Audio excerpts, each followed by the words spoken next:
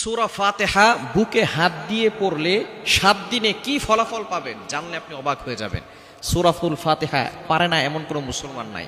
আমরা প্রত্যেক নামাজের ভিতরে সূরা ফাতিহা পড়ি কি পড়ি না? এই সূরা ফাতিহার ভিতরে কিন্তু অনেক ফজিলত রয়েছে এবং সূরা ফাতিহা ছাড়া নামাজও হয় না।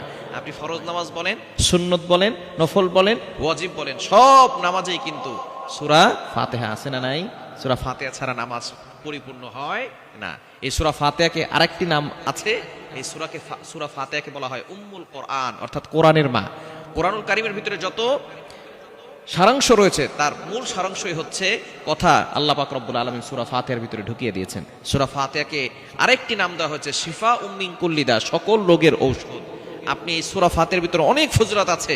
এই সূরা ফাতিহা প্রথম সূরা এবং আল্লাহ পাক রব্বুল আলামিন প্রথমেই বলে দিয়েছেন আলহামদুলিল্লাহি রাব্বিল আলামিন, all praise is due to Allah, সমস্ত প্রশংসা ওই আল্লাহর জন্য।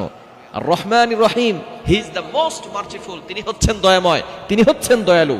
এরপর আল্লাহ বলছেন মালিক ইয়াউমিদ্দিন, হি ইজ দ্য আল্লাহ পাক রব্বুল আলামিন, তিনি বিচার দিবসের মালিক। এই বিচার দিবস একদিন হবে, একদিন কায়েম হবে।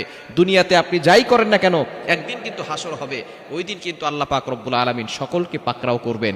এজন্য সূরা ফাতিহার ভিতরে আল্লাহ তাআলা সব কিছু দিয়ে দিয়েছেন। সূরা ফাতিহা এমন একটি সূরা যে সূরার ভিতরে আল্লাহ তাআলা শিফা দিয়েছেন। আপনি এই আমলটা যদি করতে পারেন 7 দিনের ভিতরে ভালো একটি ফলাফল পাবেন। আমলটি হচ্ছে আপনি যখন রাতের বেলা ঘুমাবেন 3 বার দুরূদ শরীফ পড়বেন, এরপরে 3 বার ইস্তেগফার পড়বেন।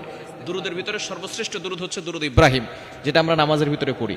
আল্লাহুম্মা সাল্লি আলা মুহাম্মাদ ওয়া আলা আলি মুহাম্মাদ কামা সাল্লাইতা আলা ইব্রাহিম ওয়া আলা আলি ইব্রাহিম ইন্নাকা হামিদুম মাজিদ। আল্লাহুম্মা বারিক আলা মুহাম্মাদ ওয়া আলা আলি মুহাম্মাদ কামা বারাকতা আলা ইব্রাহিম ওয়া আলা আলি ইব্রাহিম ইন্নাকা হামিদুম মাজিদ। এই দুরুদ ইব্রাহিম হচ্ছে যেটা নামাজের ভিতরে পড়ে সর্বশ্রেষ্ঠ দুরুদ। এটা 3 বার পড়বেন, এরপরে 3 বার ইস্তেগফার পড়বেন। আস্তাগফিরুল্লাহ রাব্বি মিন কুল্লি যামবি ওয়া আতুবু ইলাইহি লা হাওলা ওয়ালা কুওয়াতা ইল্লা বিল্লাহিল আলিয়্যিল আযীম পড়ে এরপরে বুকে হাত দিয়ে আউযুবিল্লাহ বিসমিল্লাহ সহকারে আপনি সূরা ফাতিহা একবার পড়বেন, পরে শেষে আবার 3 বার দুরূদ শরীফ পড়বেন। এরপর আপনি আল্লাহর কাছে দোয়া করবেন। এভাবে যদি টানা 7 দিন আমল করতে পারেন আল্লাহ পাক রব্বুল আলামিন আপনার মনের সকল আশাগুলো পূরণ করবেন। আপনি এভাবে আমল করে আল্লাহর কাছে দোয়া করবেন। এরপরে আপনি যত রোগ আছে সমস্ত রোগ থেকে আল্লাহ পাক রব্বুল আলামিন আপনাকে শিফা দান করবেন। অর্থাৎ এই আমলের মাধ্যমে 1 নাম্বার আল্লাহ তাআলা আপনার সকল মনের আশাগুলো পূরণ করবেন, সকল চাহিদাগুলো আল্লাহ তাআলা পূরণ করে দিবেন। এবং দ্বিতীয় নাম্বার হচ্ছে আল্লাহ পাক রব্বুল আলামিন আপনাকে যত ধরনের রোগ আছে সকল রোগ থেকে আল্লাহ আপনাকে হেফাজত করবেন। কারণ সূরা ফাতিহার ভিতরে শিফা আছে না নাই?